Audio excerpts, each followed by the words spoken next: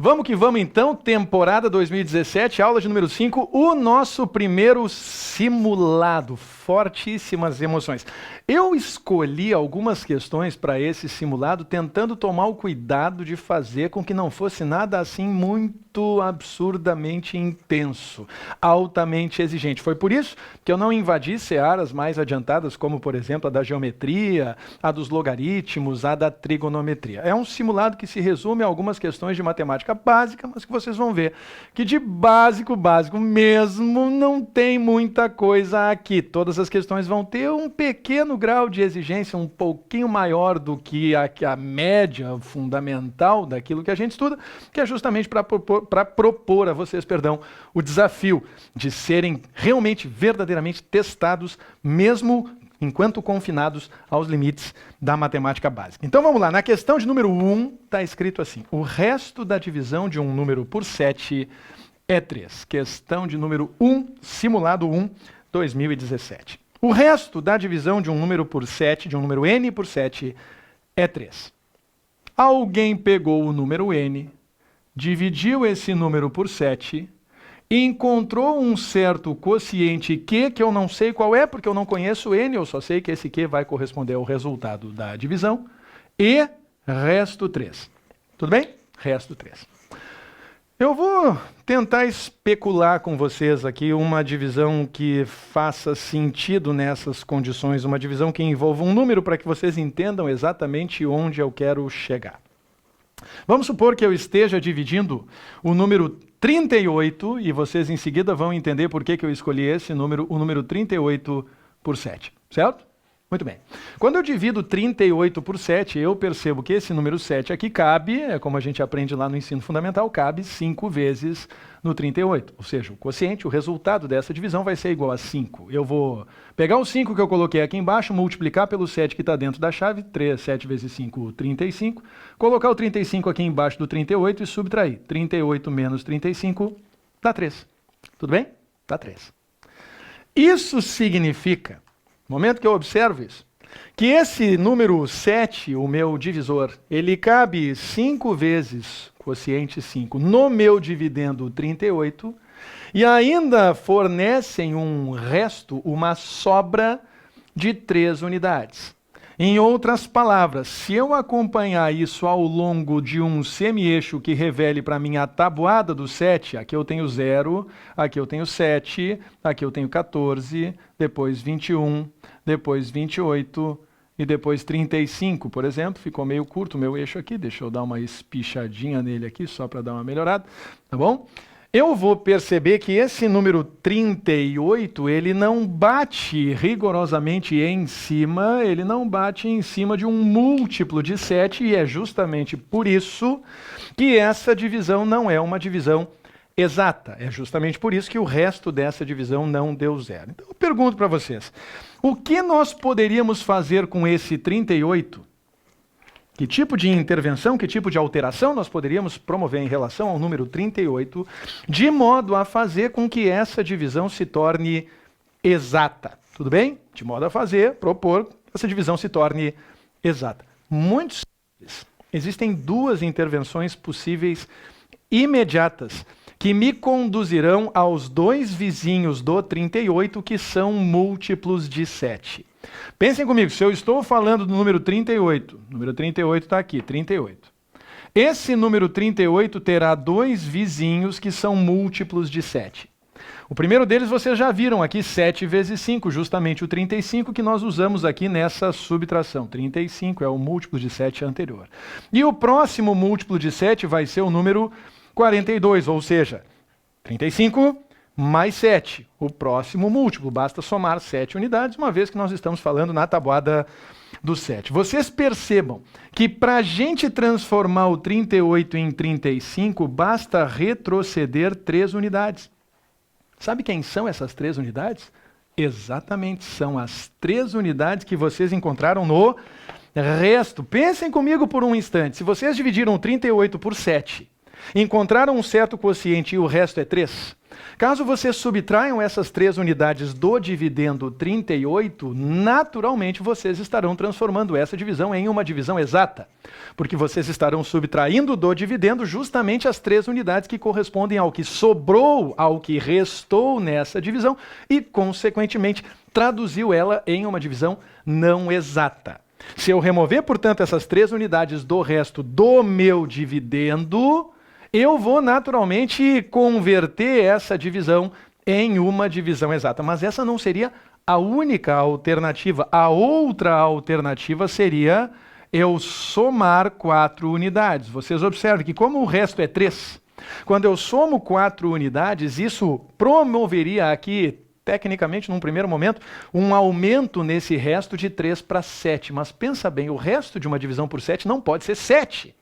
Se o resto de uma divisão por 7 deu 7, meu filho, minha filha, é porque você errou. Você não sabe dividir. O resto de uma divisão nunca pode ser maior ou igual ao divisor. Vocês têm sempre que focar, que buscar fazer com que o resto seja um número entre 0, para a divisão exata, e n-1, onde n representa o nosso divisor. Ele nunca pode ser igual ao divisor, é sinal de que você não percebeu, mas aquele número cabia mais uma vez no nosso dividendo e, consequentemente, por isso, o resto não pode se igualar ao divisor. Tudo bem? Então existiriam 2 alternativas nesse caso, considerando o meu dividendo 38. Eu poderia subtrair 3 unidades para transformar ele em 35, e nesse caso a divisão se tornaria exata, ou eu poderia somar 4 unidades ao 38, transformando ele em 42, e a divisão nesse caso se tornaria exata também. Genericamente falando, se eu estiver levando em consideração um número qualquer n aqui,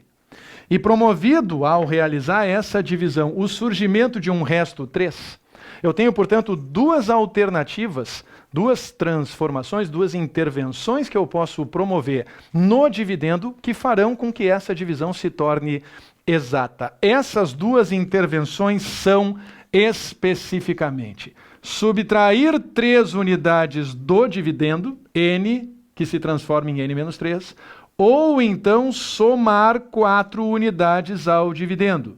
Nessas condições, ao somar 4 unidades, eu estaria, juntamente com esse 3 do resto, completando mais uma instância do 7 no meu dividendo e, consequentemente, transformando a divisão, mais uma vez, em uma divisão exata. Observem as alternativas. O resto da divisão de um número n por 7 é 3. Logo, n mais 3 é divisível por 7. Pensa bem, se eu somar 3 unidades ao 38, ele vira 41.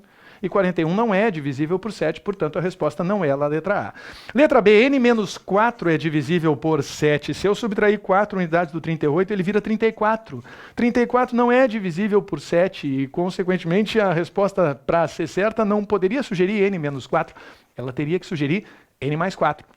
Se a pergunta fosse um pouquinho mais difícil do que ela é. Vocês vão perceber por quê. Na letra C, n menos 3 é divisível por 7.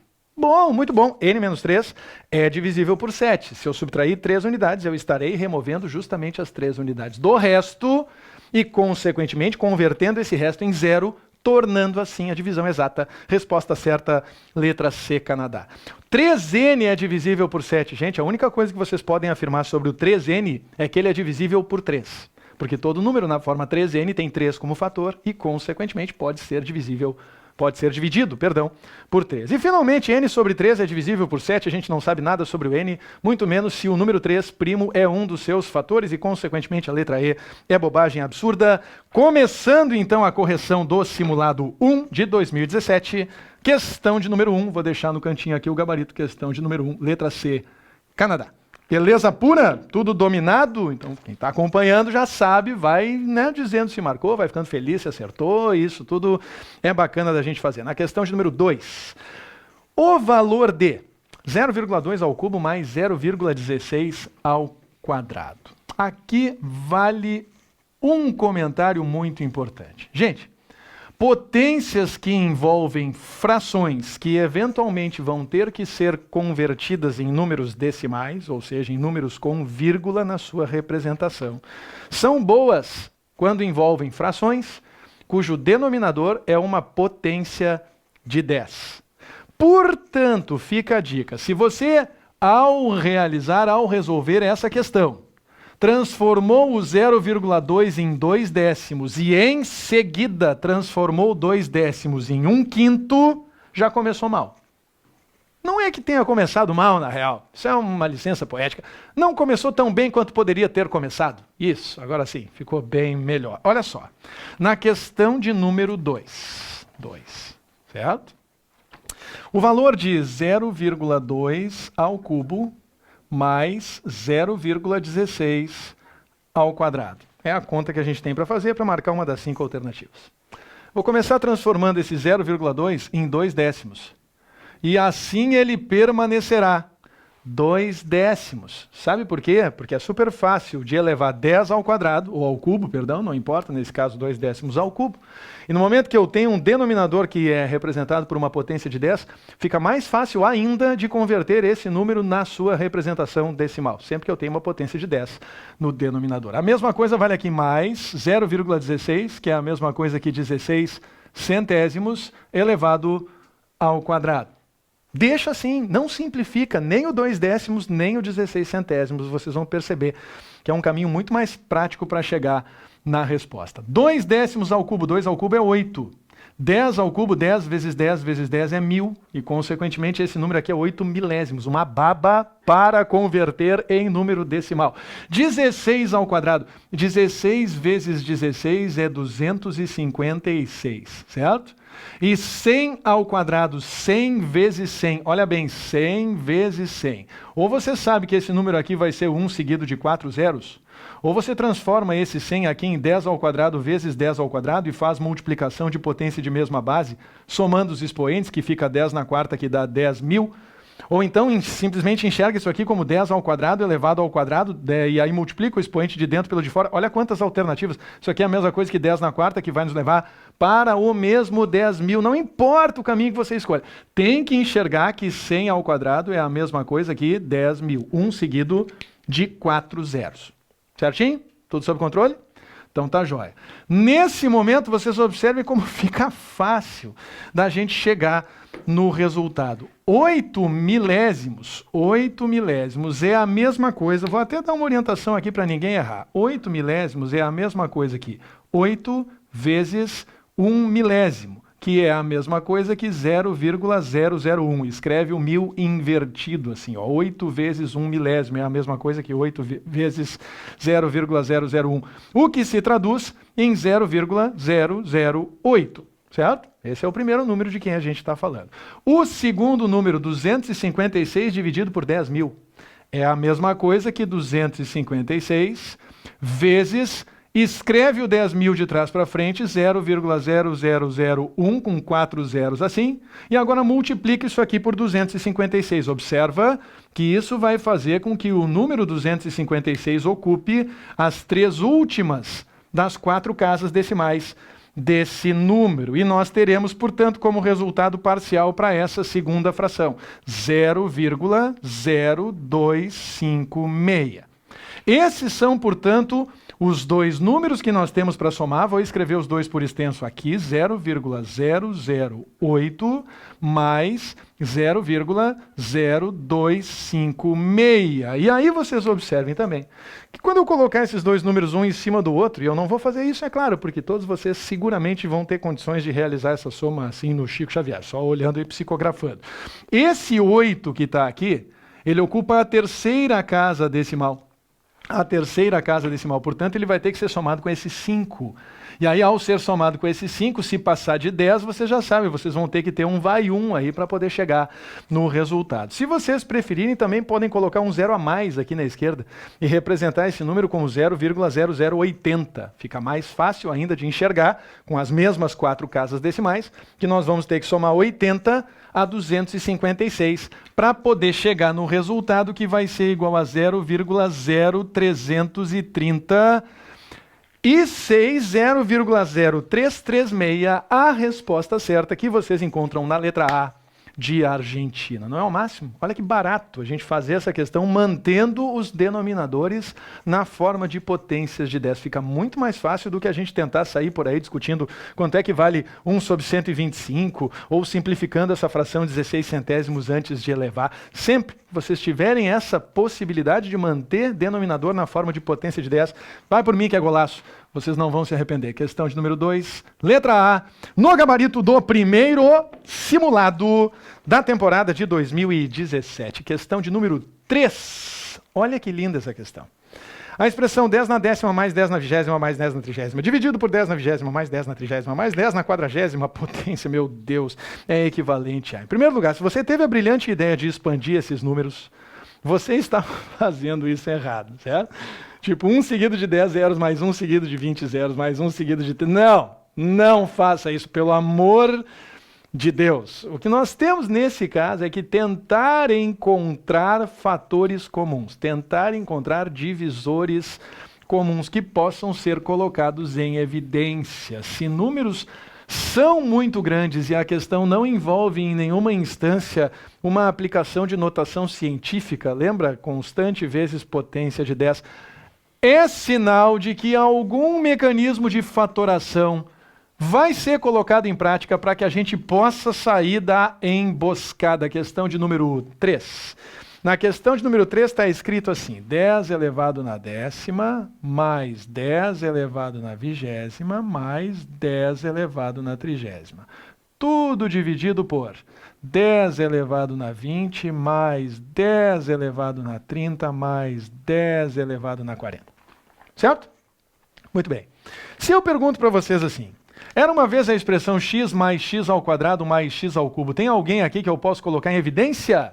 É bastante provável que a maioria de vocês diga sim, o x pode ser colocado em evidência, porque x é divisível por ele mesmo, assim como x ao quadrado e x ao cubo. Se eu colocar x em evidência, eu vou ficar com x que multiplica, aqui tira x fica 1, aqui tira x fica x, e aqui tira x fica x quadrado.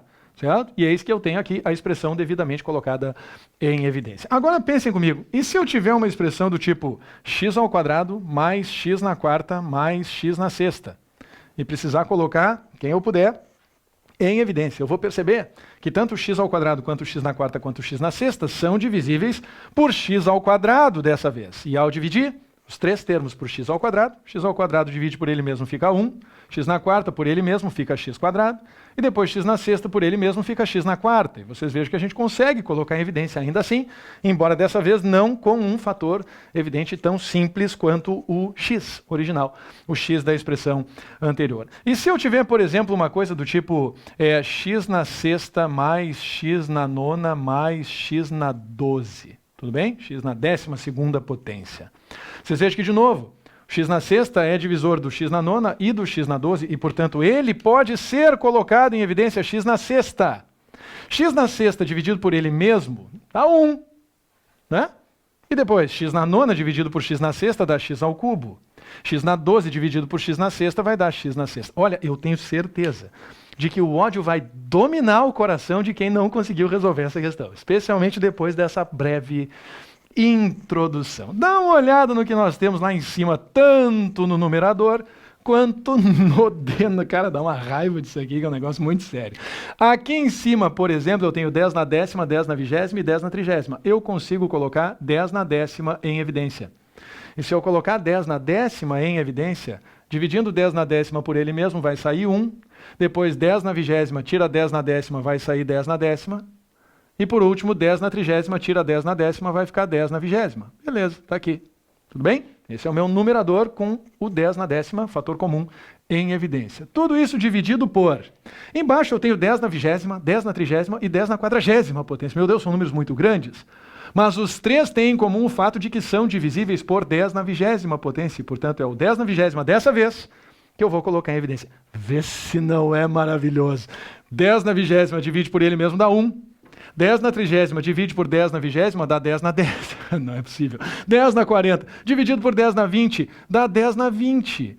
E você percebe que, como que por milagre, o mesmo fator apareceu tanto no numerador quanto no denominador, uma vez colocada em evidência. A nossa expressão, a expressão possível de ser colocada em evidência tanto no numerador quanto no denominador, significa que eu posso cancelar esse fator no numerador e no denominador, e o meu problema se resume a partir de agora a 10 na décima dividido por 10 na vigésima. Isso é realmente incrível, vocês vão dizer. Absolutamente incrível. E vocês vão lembrar também das potências de divisão de potência de mesma base. Eu tenho certeza em que a gente conserva a base e subtrai os expoentes. Então, essa divisão, 10 na décima dividido por 10 na vigésima, é a mesma coisa que 10 na 10 menos 20. Ou seja, que 10 elevado na menos 10, eu não sei se a resposta está expressa assim. Está aí exatamente assim, a resposta está expressa exatamente dessa forma, 10 na menos 10.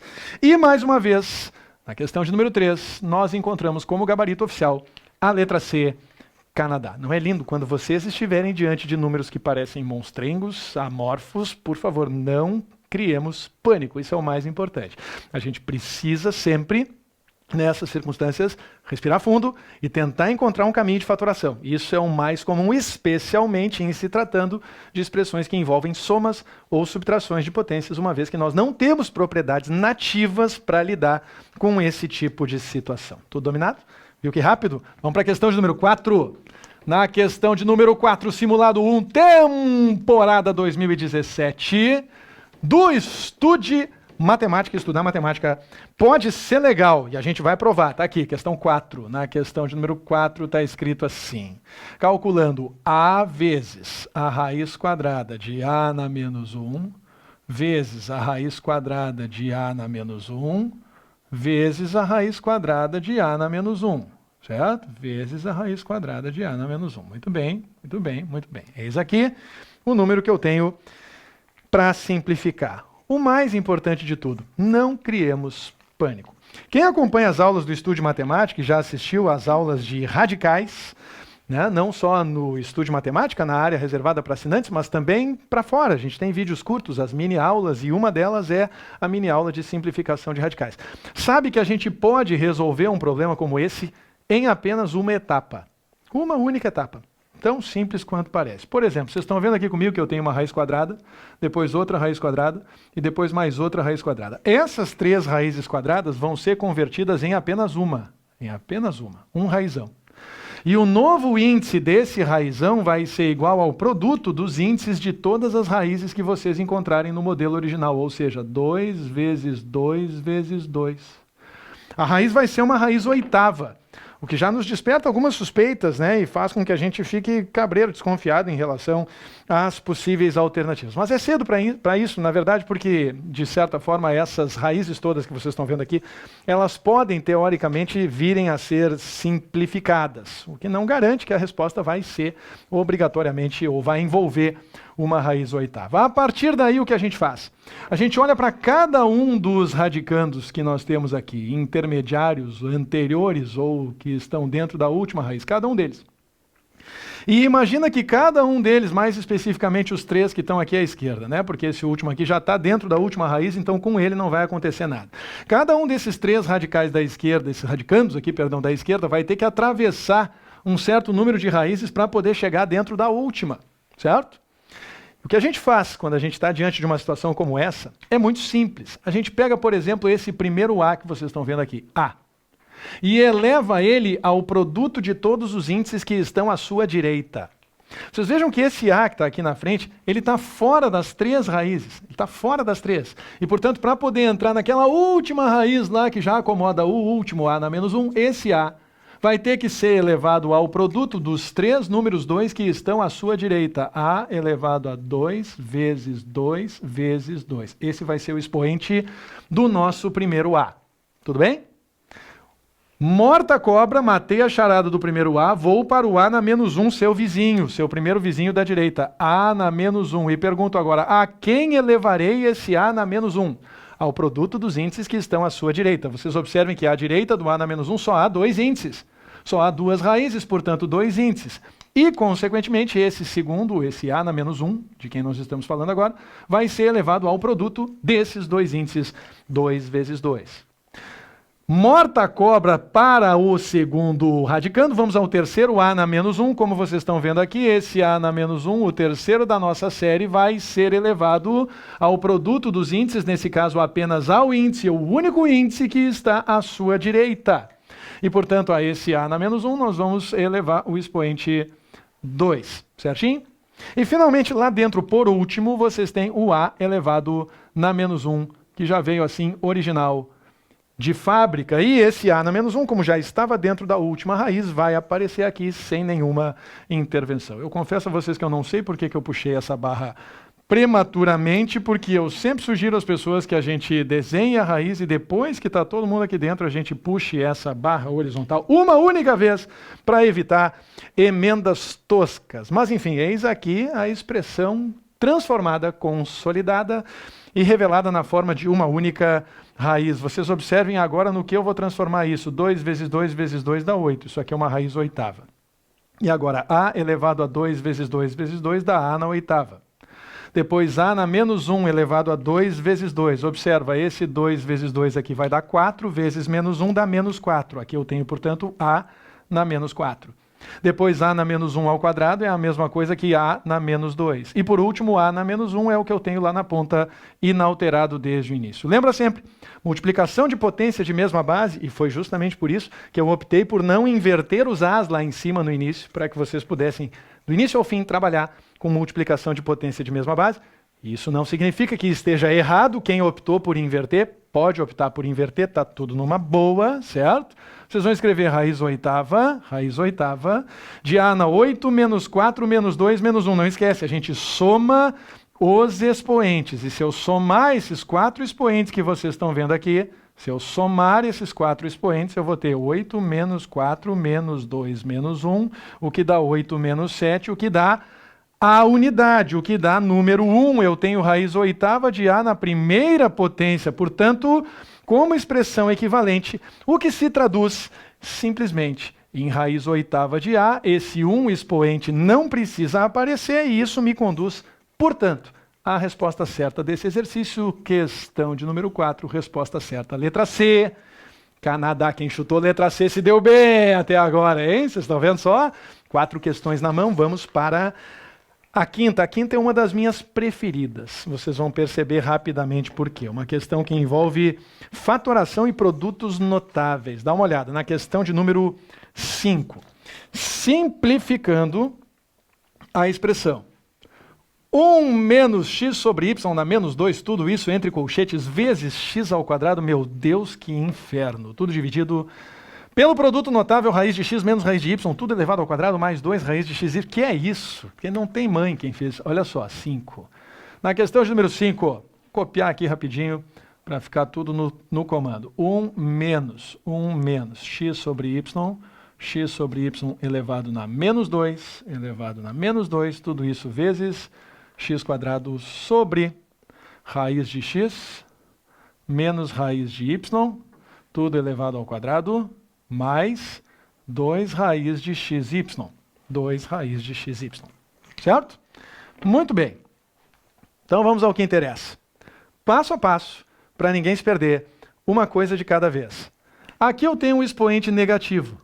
Seria muito bom eu dar cabo desse expoente negativo o mais rápido possível, para que ele não me traga preocupações futuras. E é bem fácil de transformar um expoente negativo em positivo. Basta inverter a base e trocar o expoente de sinal. Então, se eu fosse recomendar algo para vocês aqui, essa seria seguramente a minha primeira recomendação. Eu transformaria isso aqui em 1 menos, inverte a base y sobre x, tudo elevado ao quadrado, porque afinal de contas eu troquei o sinal do expoente, fechei o colchete e multipliquei isso aqui por x ao quadrado. É uma preocupação para mais tarde. Tudo dividido por... Aproveitar que eu tenho aqui um expoente 2 e 2 termos na base, para colocar na mesa o que eu sei de produto notável. Lembra o quadrado do primeiro, o dobro do primeiro pelo segundo e o quadrado do segundo. A gente sempre expande produto notável do mesmo jeito. Nesse caso, se eu fizer o quadrado do primeiro, eu vou ter raiz de x elevado ao quadrado. Eu vou até deixar indicado, só para vocês verem, que na próxima etapa a raiz e o expoente 2 irão, é claro, se cancelar. Depois disso eu tenho 2 vezes o primeiro pelo segundo. Como o primeiro é positivo e o segundo é negativo, esse produto, o dobro do primeiro multiplicado pelo segundo, vai resultar em um termo negativo. Vai ficar menos 2 vezes raiz de x vezes raiz de y. E eu vou deixar indicado assim também para mostrar para vocês na próxima etapa a transformação que vai ocorrer. E em seguida, não esquece, o quadrado do primeiro, o dobro do primeiro pelo segundo, o quadrado do segundo. Está faltando o quadrado do segundo, que vai ficar mais, porque afinal de contas é um quadrado, raiz de y elevado ao quadrado, certo? E tudo isso com esse penduricalho aqui ainda, que veio desde o início, ó, mais 2 raiz de xy, mais 2 raiz de xy. Aqui eu precisei da minha boa e velha emenda que eu tanto detesto com todo o ódio do meu coração. Muito bem, dá uma olhada. Nesse caso, raiz vai cancelar com o 2, a raiz vai cancelar com o 2, nos dois casos, no meu denominador, e ali em cima, eu já vou aproveitar para expandir essa potência de fração, reescrevendo esse mesmo termo y sobre x ao quadrado como o quadrado de y dividido pelo quadrado de x. Então eu vou ter o seguinte aqui agora para continuar. 1 menos y ao quadrado no numerador dividido por x ao quadrado no denominador, tudo isso vezes x elevado ao quadrado, certo? Dividido, observe bem, por raiz de x elevado ao quadrado, x, menos 2 raiz de x raiz de y, 2 raiz de x y. Por que, Gustavo? Porque quando eu multiplico duas raízes de mesmo índice, eu posso preservar o índice e multiplicar os radicandos. Raiz de A vezes raiz de B é a mesma coisa que raiz de AB. Vale a mesma coisa para esse x e esse y que vocês estão vendo aí. Mais raiz de y elevado ao quadrado, que dá só y, mais 2 raiz de xy, e a primeira manifestação de magia negra está prestes a acontecer, que vai melhorar bastante o nosso denominador. Observem que aqui o menos 2 raiz de xy vai cancelar com aquele mais 2 raiz de xy que estava à espreita lá na tocaia desde o início, esperando para que justamente isso acontecesse. Tudo certo até aqui? Beleza, continua comigo, não perde o foco, porque essa questão é cheia de pequenos detalhes. Eu tenho agora a opção de multiplicar, observa, os dois termos aqui de dentro dos colchetes por x ao quadrado. Eu posso fazer isso agora, e eu vou fazer, porque a verdade é que é conveniente fazer isso, vocês vão perceber por quê. Ou eu poderia fazer isso depois de somar, ou subtrair, na verdade, essas duas frações aqui, 1 menos y² sobre x², lançando mão da técnica do MMC, do denominador, representado pelo mínimo múltiplo comum, que nesse caso vai ser o próprio x². Então eu colocaria aqui um denominador x², divide por 1 vezes 1, vai dar x². Vocês sabem qual é a base, né, para a gente somar duas frações. Mas eu, nesse caso, vou optar por multiplicar os dois termos por x², justamente porque eu percebi, como vocês estão vendo aqui junto comigo, que o denominador do meu segundo termo é o mesmo x². Então, quando eu fizer x² vezes 1, vai ficar x².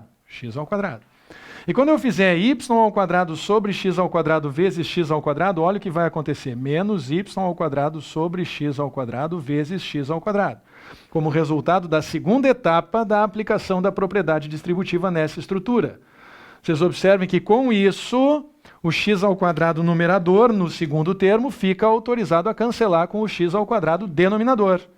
E lá embaixo, depois do cancelamento do nível anterior, sobraram x e y, x mais y mais precisamente. Uma vez realizado esse cancelamento aqui na direita, eu posso reescrever o meu numerador como x² menos y², tudo dividido por x mais y. E eis que agora, então, nós temos um momento clássico do Estude Matemática. Muito bem, momento clássico com vocês. Aqui no x² eu tenho um quadradinho. x² é o quadrado do x, certo? Aqui no y² ao lado dele eu tenho outro quadradinho, o y² é o quadrado do y. Tudo bem? E eis que nesse momento aparece aqui no numerador uma estrutura que me lembra um quadrado, um sinal de menos outro quadrado, uma estrutura que me lembra um par de óculos. E quem assiste às aulas do Estudo de Matemática sabe muito bem que toda vez que aparece um par de óculos eu penso, ó, um óculos. Mas espera aí, quem usa óculos é por quê mesmo? É porque enxerga mais ou menos. Só piada boa no Estudo de Matemática. E quem enxerga mais ou menos sabe que pode substituir aquele numerador nesse momento por x mais y, que multiplica x menos y, tudo isso dividido por x mais y. O produto da soma pela diferença sempre se caracteriza na sua expansão, na forma quadrado do primeiro menos o quadrado do segundo. E uma vez realizada essa troca simples, a gente percebe que passa a ter x mais y tanto no numerador quanto no denominador. E se isso é verdade, x mais y pode cancelar com x mais y. E a resposta do nosso exercício se resume nesse momento a x menos y, Deus queira e nos proteja, que nós encontremos agora uma resposta, uma alternativa viável com a expressão x menos y. Eu encontrei, vocês também, na letra B, Brasil. Portanto, questão de número 5. Questão de número 5 do simulado 1. Resposta certa, letra B, Brasil. Juntos, então, agora para a questão de número 6. Teoria dos conjuntos hardcore, na questão de número 6. Dá uma olhada, 6. Dados os conjuntos A, B e C. A, B e C, são 3. Se são 3, eu já vou tomar a liberdade de representar um diagrama com 3 círculos, fazendo com que esses 3 círculos se interseccionem em uma região central. Então aqui eu tenho 3 conjuntos, o conjunto A, o conjunto B e o conjunto C. Quem estuda a teoria dos conjuntos sabe, quando a gente vai resolver um problema como esse, a gente sempre prioriza o preenchimento do diagrama de dentro para fora, certo? Sempre de dentro para fora. Então a gente começa dizendo, número de elementos da união, interseção da união de B e C é igual a 20. Bom, eu posso deixar isso aqui registrado, só para indicar. Quando eu somar os elementos que estão no B com os elementos que estão no conjunto C, eu vou ter que encontrar 20 elementos no total. Certo isso? Muito bem. Em seguida, a intersecção de A com B é igual a 5. Como essa intersecção de A com B é dupla e não é tripla, eu vou deixar essa informação para depois. Certo? Eu vou primeiro em busca da intersecção tripla. Vou tentar começar a preencher esse diagrama de dentro para fora. Próxima informação, o número de elementos da intersecção de A com C é 4. Também é uma intersecção dupla, eu continuo em busca da tripla. Número de elementos da intersecção de A com B com C. Opa, observa. A intersecção tripla foi dada. Número de elementos da intersecção de A com B com C. A intersecção tripla tem um elemento, apenas um elemento. E, portanto, eu já vou colocar aqui no meio, bem no meio, o número 1 para ilustrar, que só tem um único elemento nessa intersecção, certo? Muito bem. Essa informação eu já usei. Nesse momento, eu volto para as intersecções duplas. Vocês vejam, não importa a ordem que as informações são dadas, importa a ordem de conveniência para que a gente possa usar cada uma delas. A primeira informação relacionada à intersecção dupla é a que afirma que o número de elementos da intersecção de A com B é igual a 5. A intersecção de A com B é igual a 5.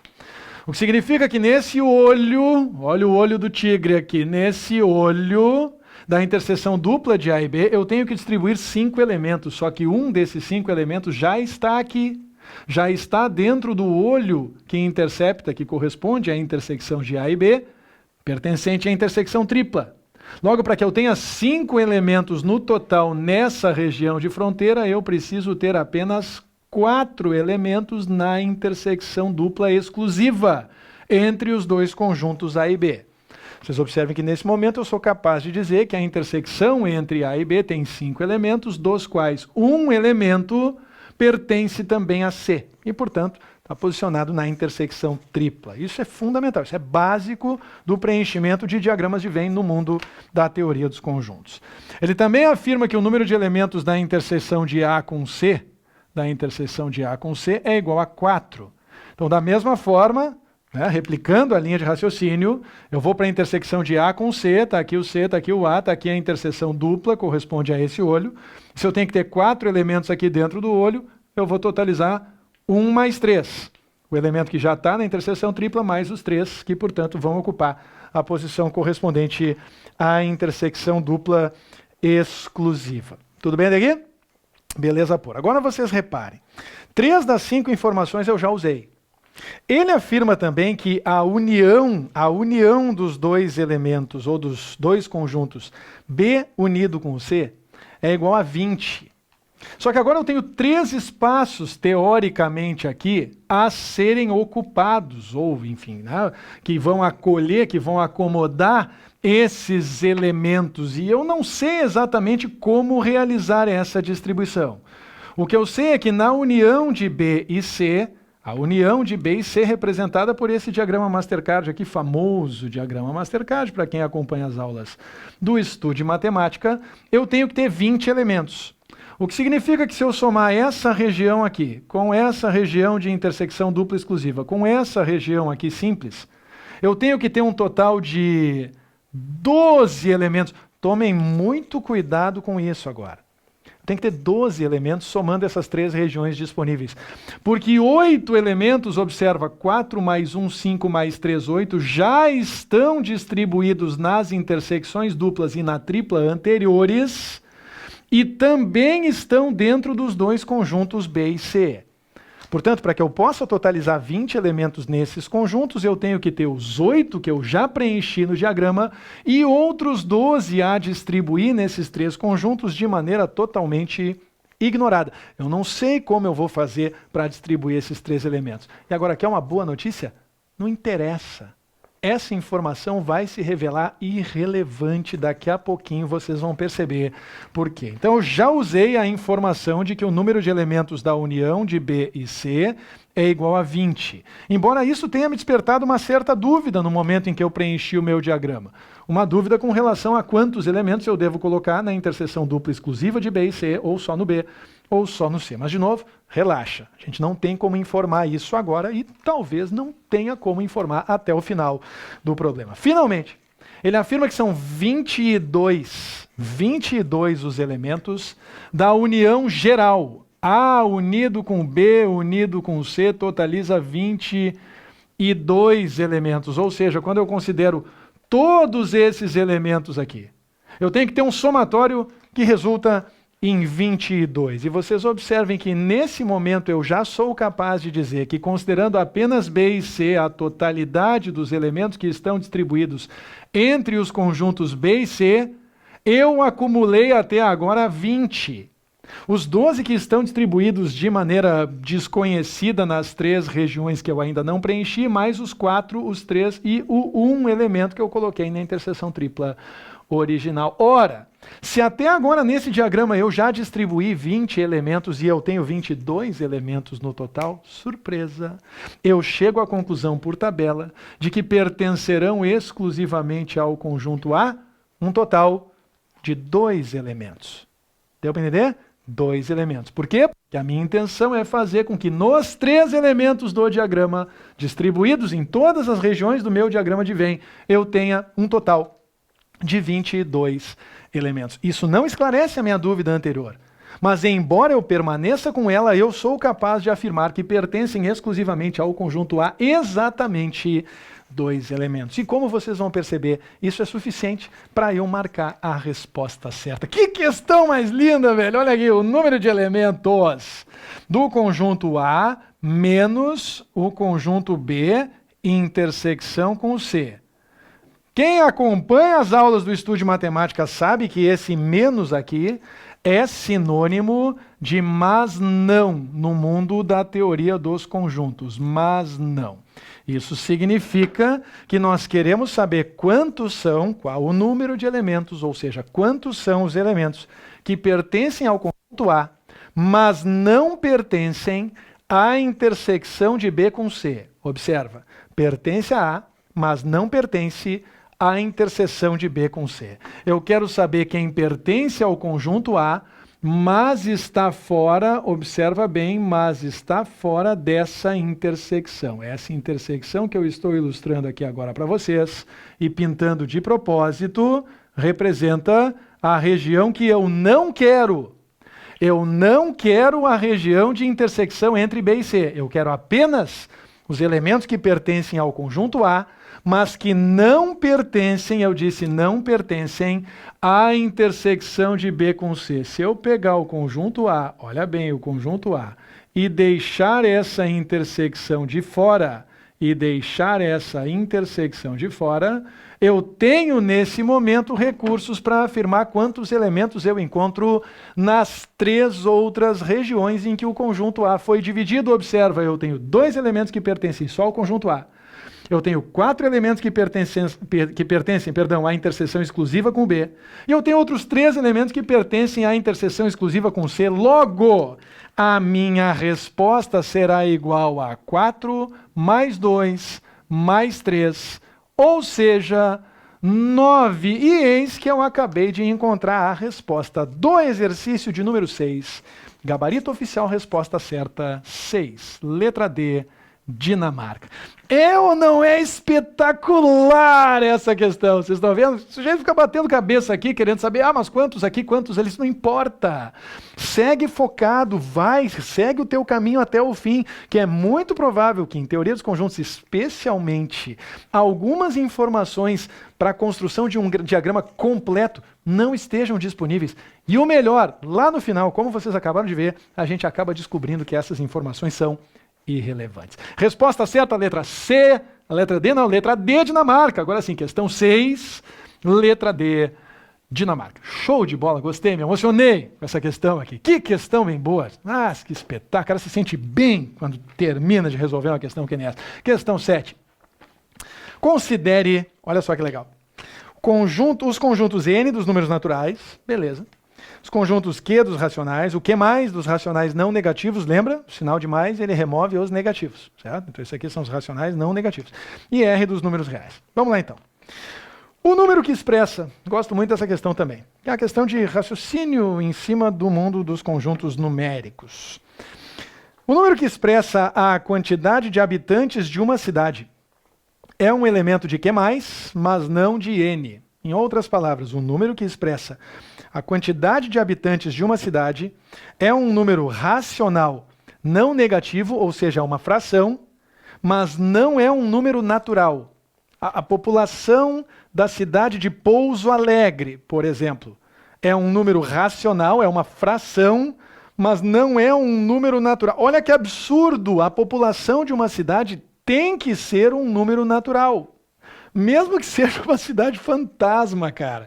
Se a cidade é fantasma, ela não tem nenhum habitante e, consequentemente, 0 representa um número natural. Vamos tentar pensar nos extremos. A partir daí, qualquer número de habitantes de uma cidade, a qualquer momento, irá representar um número natural. Esse número natural também vai ser racional, mas a gente não pode afirmar que o número que representa a quantidade de habitantes de uma cidade não é natural. A resposta não é a letra A. Na letra B, a medida da altura de uma pessoa é um elemento do conjunto dos números naturais. Todo mundo já teve um colega, uma colega meio nanico, meio nanica, anãozinho, assim, muito próximo do nanismo, saca?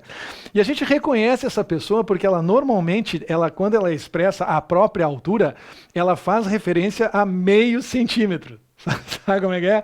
É aquele teu parceiro que jogava no gol, no futebol de salão, no colégio, que dizia assim, que altura tu tem? Eu tenho 1,63,5. Como se fizesse alguma diferença esse maldito desse meio centímetro, né? Não, que altura tu tem, moça? Eu tenho 1,51,5. Mas quando eu boto salto, eu fico com 1,58,5, sabe? É um negócio horroroso, cara. Pelo amor de Deus. Não existe nenhuma obrigatoriedade da medida da altura de uma pessoa ser um elemento do conjunto dos números naturais. Essa altura só poderia ser expressa eventualmente como um número natural se fosse representar uma quantidade exata e em uma unidade de medida específica, centímetros, por exemplo. Mas mesmo que a minha altura seja, sei lá, de 180 centímetros, na hora de expressar essa altura em metros, eu vou usar 1,8. E vocês vejam como isso não está revelado na alternativa B, não está escrito em lugar nenhum que a gente tem que usar centímetros ou metros, e, enfim, a gente pode usar um número racional, uma fração, ou até mesmo um número irracional para representar a altura de uma pessoa, certo? Na letra C, a velocidade média de um veículo é um elemento do conjunto dos números racionais, mas não dos números racionais não negativos. Pensa bem, a velocidade média de um veículo não pode ser uma fração positiva. A velocidade média de um móvel ao se deslocar, né, de um automóvel ao se deslocar numa estrada não pode ser 67,3 km por hora? Pode, claro que pode. E, portanto, é falsa a premissa de que essa velocidade não pertencerá ao conjunto dos racionais não negativos. Ela poderá pertencer ao conjunto dos racionais não negativos, portanto, a letra C também não é verdadeira. Muito bem. Na letra D, Dinamarca, o valor pago em reais por um sorvete é um elemento dos números racionais não negativos. Essa tá boa da gente pensar, hein? Sabe por quê? Quando a gente vai pagar um sorvete, se vocês forem parar para pensar, a gente vai muito provavelmente pagar esse sorvete em reais. E a exceção de posto de gasolina que inventam uma casa decimal a mais na hora de colocar o preço da gasolina, e vocês já perceberam isso, o preço da gasolina normalmente ele tem 3 casas decimais e não 2, embora a gente saiba que aquele valor vai ter que ser arredondado para reais e para centavos, porque a nossa unidade monetária verdadeiramente indivisível é o centavo. A gente não tem como remunerar alguém na fração do centavo, e no posto de gasolina eles sabem disso, é claro, mas como as pessoas abastecem uma quantidade mínima de combustível que permite um arredondamento que vai dar um pouco mais de lucro, eventualmente, para o dono do posto, ou que vai permitir que ele consiga cumprir com as suas obrigações tributárias, enfim, isso não importa. O que importa é vocês se darem conta de que sempre que vocês forem pagar qualquer coisa, vocês irão usar um número fracionário, vocês irão usar um número centesimal, vocês irão usar reais e centavos, mesmo que a conta seja um número inteiro em reais. Deu R$8, R$8 e 0 centavos. Esse número é a mesma coisa que 800 sobre 100, logo ele representa uma fração. Ah, o número deu, não, esse sorvete aqui, esse picolé de frutas aqui está R$4,50, beleza. 450 sobre 100. Esse número é uma fração e não é um número negativo, a menos que o sorveteiro pague para você comer sorvete, o que não vai acontecer. Está escrito aqui sim, o valor pago em reais por um sorvete. Estou adquirindo um sorvete, vou pagar em reais e comprar um sorvete. Logo, a letra D é a resposta certa da questão, porque o valor pago em reais por um sorvete sempre será um número racional, não negativo.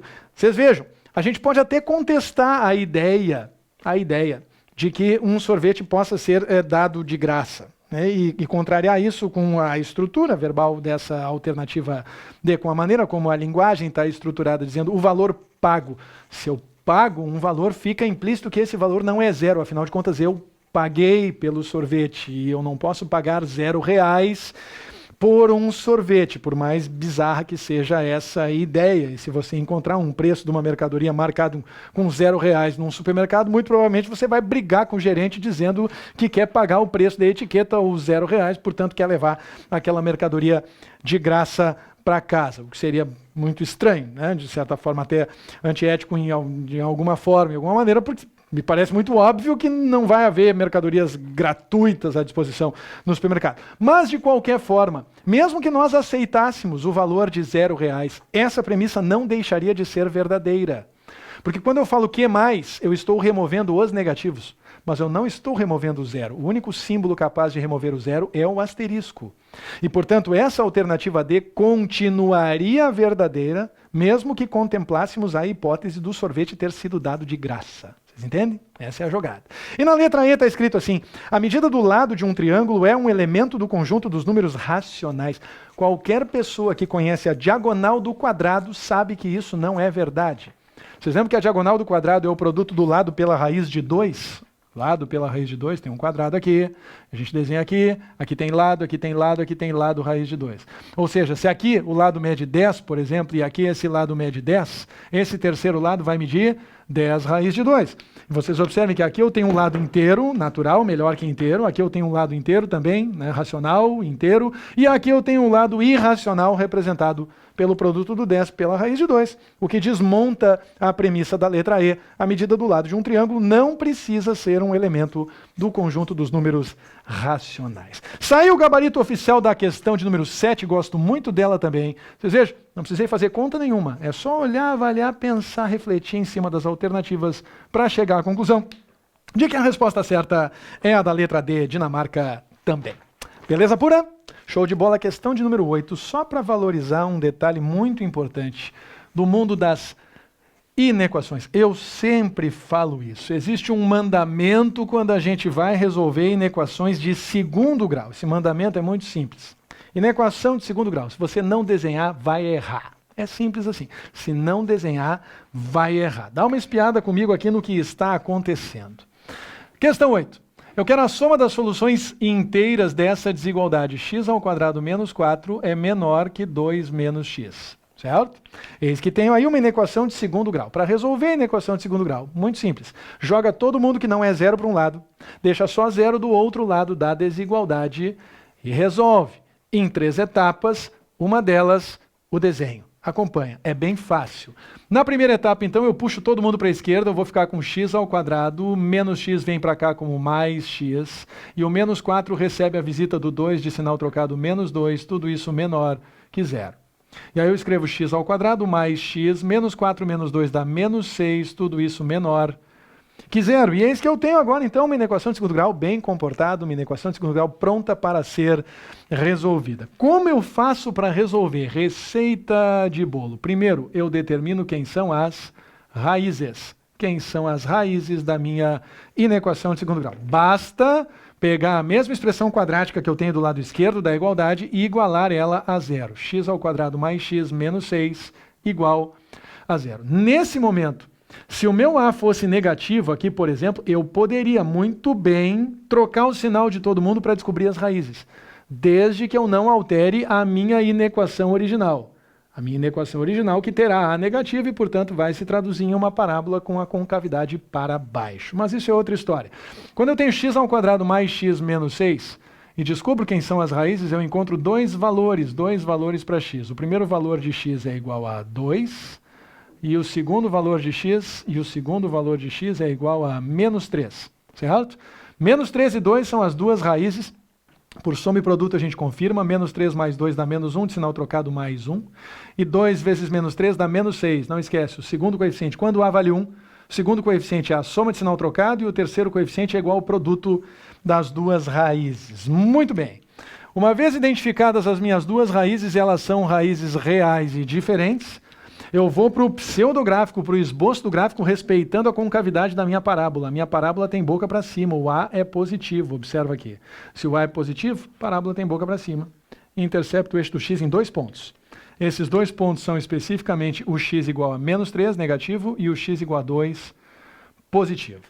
Isso me autoriza, nesse momento, a revelar que essa expressão, ilustrada pelo comportamento da parábola, pelo gráfico da parábola, essa expressão assume valores positivos quando x é menor que menos 3, assume valores negativos, olha a parábola por baixo do eixo do x aqui, ó, assume valores negativos quando x está entre menos 3 e 2, e volta a assumir valores positivos quando x é maior que 2. Tudo bem? Eis aqui o diagrama de sinal. Esse é o famoso diagrama de sinal da expressão quadrática. É sempre ele que a gente busca construir quando a gente está interessado em saber como se comporta uma expressão quadrática, especialmente na resolução de uma inequação de segundo grau. Eu quero saber quando essa expressão é negativa. Ora, ela será negativa entre as duas raízes, pelo que o gráfico está me revelando. Ela será negativa entre o menos 3 e o 2. Então eu já vou ilustrar isso aqui, ó. Ela será negativa do menos 3 até o 2.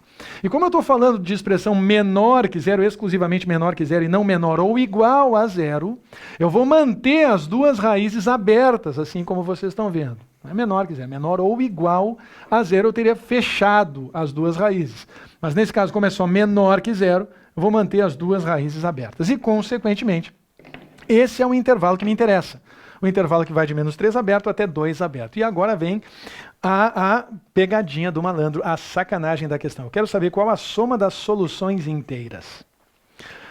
O conjunto de solução dessa inequação está revelado por intermédio desse intervalo. Está revelado graficamente por intermédio desse intervalo. Eu poderia revelar esse mesmo intervalo usando a notação própria para isso, ou seja, o intervalo que começa em menos 3 aberto e termina em 2 também aberto, ou ainda, eu podia dizer que os valores de x que me interessam estão entre menos 3 e 2. E aí a via de acesso rápido para isso é colocar o x no meio, os dois extremos do intervalo nas pontas e 2 biquinhos apontando para a esquerda. Para que a gente diga assim, que o x é ao mesmo tempo menor que 2 e, de trás para frente, maior que menos 3. São justamente esses valores de x que me interessam que estão aqui. Mas alguns desses valores que me interessam são inteiros. Inteiros.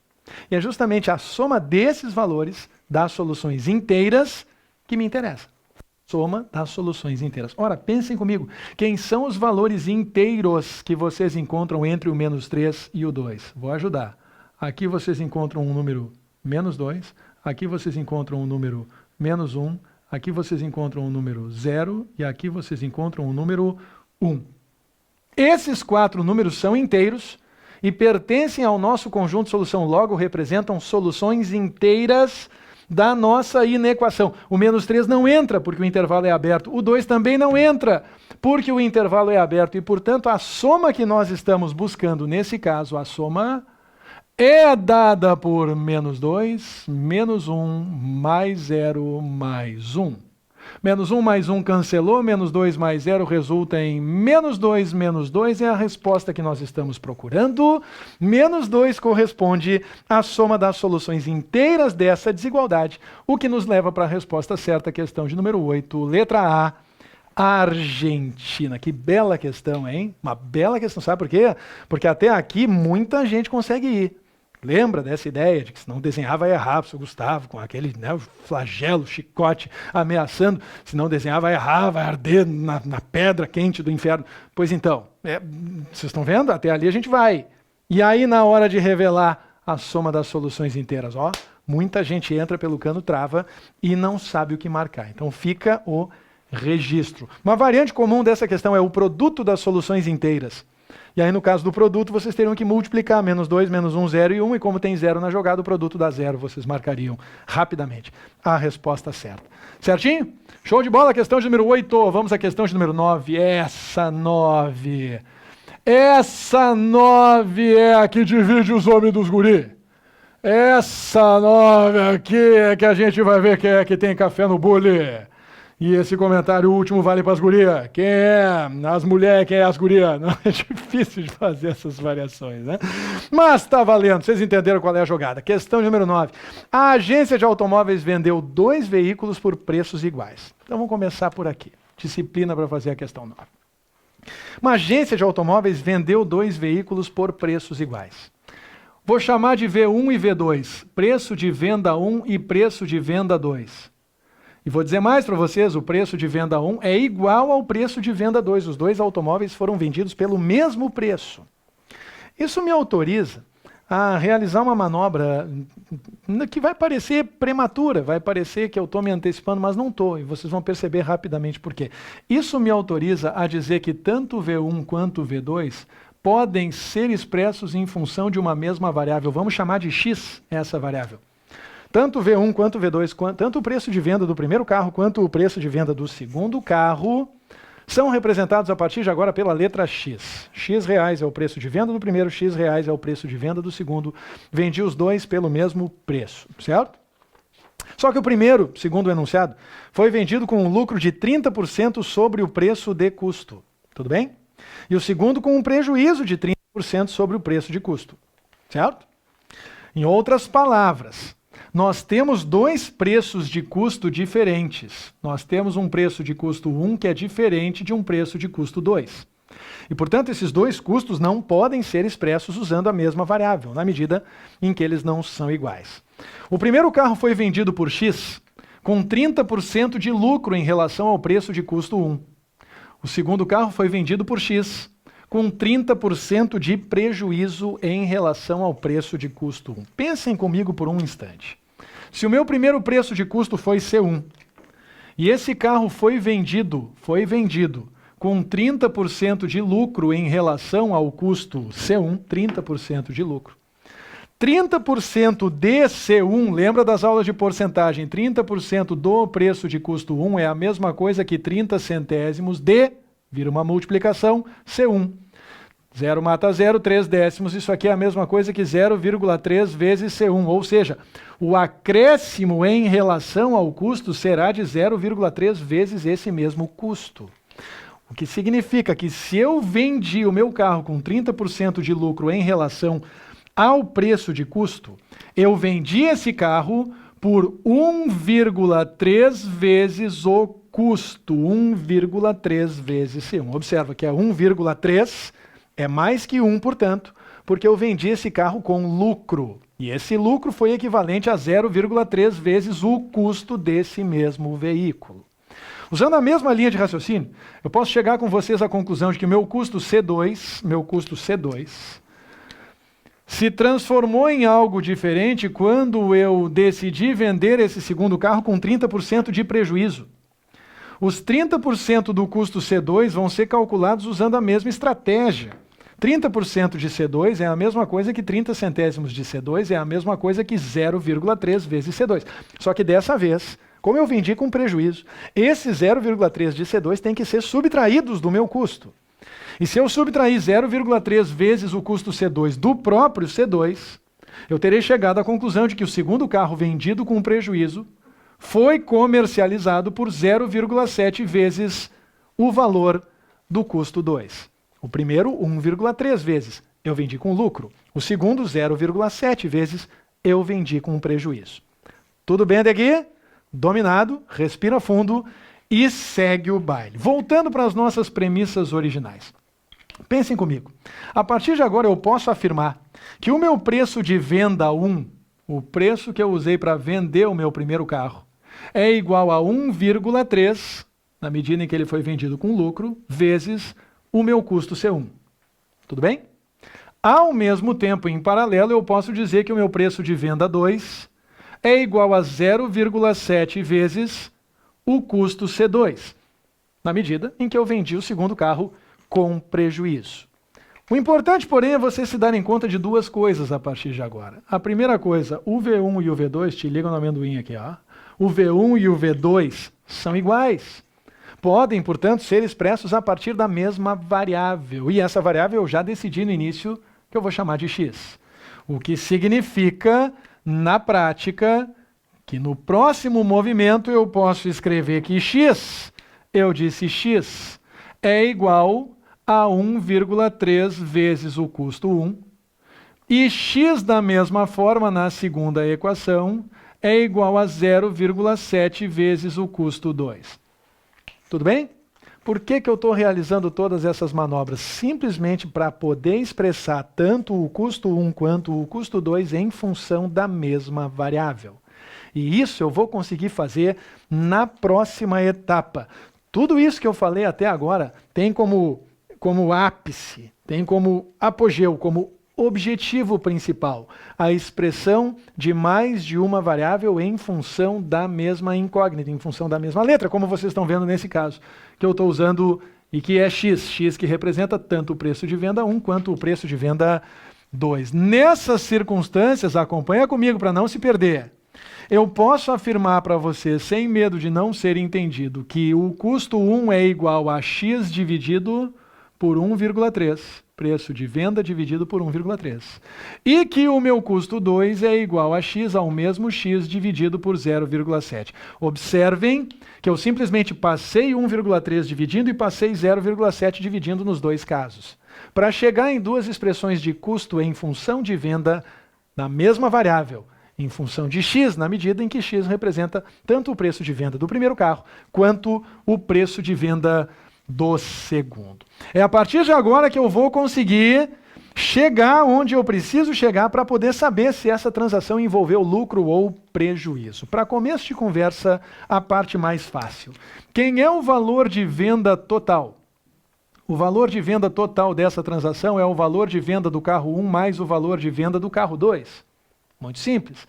Como eu chamei tanto o valor de venda do carro 1 quanto o valor de venda do carro 2 de x, isso aqui se resume a x mais x. E, portanto, o valor de venda dos meus dois veículos, dos meus dois carros, é igual a 2x. Até aí tudo bem, barbada, não temos nenhum problema com relação a isso. O que eu quero saber de vocês agora é qual é o meu custo total. Qual é o meu valor de custo total? E esse valor de custo vai dar um pouquinho mais de trabalho. Porque esse valor de custo vai ser igual ao custo do primeiro veículo mais o custo do segundo veículo. E eu acabei de expressar tanto o custo do primeiro quanto o custo do segundo veículos em função de x. Vocês estão lembrados? Olha ali. O custo do primeiro é x dividido por 1,3, o custo do segundo é x dividido por 0,7. Então, nesse momento, eu escrevo C1 como sinônimo de x dividido por 1,3 e C2 como sinônimo de x dividido por 0,7. Tanto o 1,3 quanto o 0,7 eu vou expressar na forma de fração, para facilitar os meus cálculos daqui para frente. Então eu vou ter x dividido por 1,3, que é a mesma coisa que 13 décimos, e em seguida x dividido por 0,7, que é a mesma coisa que 7 décimos. Tudo certo? A partir daqui, a expressão do meu custo total pode ser transformada ainda, observa, custo total, em x dividido por 13 décimos, divisão de frações, conserva a primeira, inverte a segunda, vai sair 10x sobre 3. E 10x sobre 13, perdão, isso. E em seguida, x dividido por 7 décimos, conserva a primeira, inverte a segunda, vai sair 10x sobre 7. Agora observem a característica maldosa, a sacanagem da questão. 13 e 7 são primos. São dois números primos, não só primos entre si, é claro, mas são primos, 13 e 7. O MMC, portanto, para eu somar essas frações vai ser 91. Requinte de crueldade da questão. 91 divide por 13 dá 7. 7 vezes 10, 70, fica 70x. 91 divide por 7 dá 13, perdão. E 13 vezes 10x vai dar 130x. A partir daí eu concluo com vocês que o valor ou a expressão que revela o meu custo total, o quanto eu paguei pelos dois automóveis, é igual a 200x dividido por 91. E os dois valores que me interessam estão na pedra nesse momento, dá uma olhada.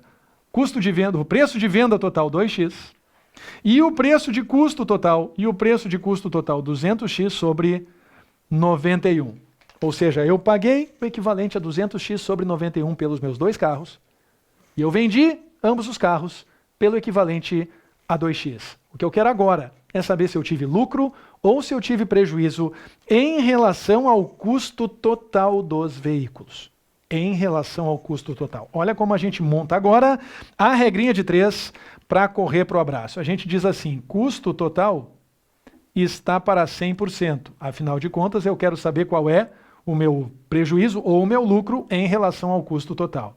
O valor de venda total vai representar o meu lucro ou prejuízo, enfim, eu vou chamar de D, de diferença. E essa diferença pode ser positiva ou negativa, não importa. Eu só vou usar uma variável diferente de x aqui, porque afinal de contas eu já usei x lá em cima. Como eu sei o meu custo total e o meu valor de venda total, eu posso montar essa regra de 3 escrevendo custo total, 200x dividido por 91. 200x dividido por 91. Venda total, 2x. 200x sobre 91 está para 100%. E 2x está para D, onde D é o resultado percentual que corresponde ao quanto o valor de venda total representa em relação ao custo total. Calculando o valor D por intermédio dessa regrinha de 3, nós diríamos, vem comigo, deixa eu colocar a chavezinha aqui para ficar bonito. D vai ser igual a 2x vezes 100% dividido por 200x sobre 91. 200x sobre 91. Tudo certo até aí? Olha que lindo. 2x vezes 100% vai dar 200%. 200%, 200x%, por assim dizer. Vezes. Conserva a primeira, multiplica pela segunda invertida. Invertendo a segunda, eu fico com 91 sobre 200x. 91 sobre 200x. E aí vocês vejam que num passe de mágica, a maluquice se confirma. A gente corta 200x com 200x e chega no resultado. A partir daqui, vou puxar uma flechinha, D igual a 91%. Sabe o que esse 91% significa? Ele significa que eu vendi os meus dois carros por 91% do que eu paguei. E agora pensa comigo, se eu vendi mercadorias por 91% do que eu paguei, eu tive lucro ou eu tive prejuízo? Ora, se eu vendi por 91%, se eu vendi por menos do que 100% do que eu paguei, eu tive prejuízo.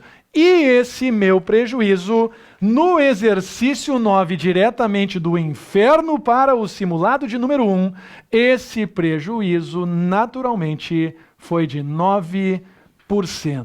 Prejuízo de 9% é o que nós temos na questão de número 9. Resposta certa, letra C, Canadá. Dá para sentir o cheiro de enxofre. Vocês não estão aqui no estúdio agora, mas se vocês tivessem, vocês estariam sentindo o calor das labaredas do inferno. Que questão tinhosa. Mas está aqui, passo a passo, para vocês. Questão de número 9. Seja bem-vindo ao Estude Matemática. Tudo dominado? Foi para o saco a questão de número 9. Vamos agora para a questão de número 10, para encerrar os trabalhos no primeiro simulado de número 1 da temporada 2017. Questão de número 10 é uma questão interessante, porque a minha intenção também é mostrar para vocês que a gente não precisa, a gente não precisa desenhar nada, a gente não precisa escrever nada para responder a questão de número 10. A gente só precisa pensar e contar com a nossa intuição. Um saco contém 13 bolinhas amarelas, 17 cor-de-rosa e 19 roxas. 13 bolinhas amarelas, vou escrever só para o descargo de consciência. 17 cor-de-rosa e 19 roxas. Tu viu a sacanagem? Ele escreve 3 números primos aqui, né? Só para sacanear. Não faz diferença nenhuma. Podiam ser 3 números múltiplos um do outro, que a resposta ia ser a mesma, vocês vão entender por quê. Uma pessoa de olhos vendados retirará do saco N bolinhas de uma só vez, certo? No caso, fecha os olhos, enfia, vai puxando bolinha, certo? Muito bem. Qual o menor valor de N, ou seja, quantas bolinhas devem ser retiradas no mínimo, para que se possa garantir, por favor, sublinhe no enunciado, de forma que se possa garantir, eu disse, garantir que será retirado pelo menos um par de bolinhas diferentes. Tudo bem? Então eu quero saber quantas bolinhas eu tenho que tirar no mínimo para garantir, para dar certeza de que eu tirei pelo menos 2 bolinhas de cores diferentes. Pensem comigo, letra A, 2. Se eu tirar 2 bolinhas, eu posso garantir que elas terão cores diferentes? Não, me parece óbvio que não. Eu posso muito bem, como isso é aleatório, eu estou realizando esse movimento de olho fechado, eu posso muito bem tirar 2 bolinhas amarelas, ou 2 bolinhas cor-de-rosa, ou ainda 2 bolinhas roxas. Imagino que vocês concordem com isso. Então a resposta não é letra A, 2 não me dá certeza, 2 não me dá nenhuma garantia, certo? Na letra B, 14. Pensem comigo, se eu tirar 14 bolinhas, eu tenho como garantir que pelo menos 2 delas formarão um par de bolinhas de cores diferentes? Não. Sabe por que não? Porque eu posso eventualmente tirar 13 amarelas seguidas de uma das bolinhas de outra cor, mas nada impede, é possível, portanto, que eu tire 14 bolinhas cor-de-rosa. Isso é uma possibilidade viável. E, portanto, o fato de eu poder tirar 14 bolinhas cor-de-rosa não garante, não me permite garantir que sacando 14 bolinhas do saco, eu sacarei pelo menos 2 bolinhas de cores diferentes. Portanto, a resposta não pode ser letra B. Porque se eu tirar 14 bolinhas, nada impede que sejam 14 bolinhas cor-de-rosa ou então 14 bolinhas roxas.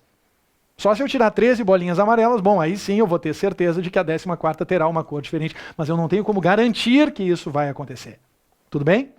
Na letra C está escrito 18 e muita gente embarca no 18. E de fato, 18 é uma resposta interessante se vocês forem parar para pensar. Porque eu posso tirar 13 amarelas e aí eu vou ter que tirar uma de outra cor. Eu posso tirar 13 bolinhas, ou 17 bolinhas cor-de-rosa e a 18ª vai ter outra cor. Mas pensem comigo. Pode acontecer, embora seja altamente improvável, e isso não está no nosso foco agora, porque essa questão não é de probabilidade.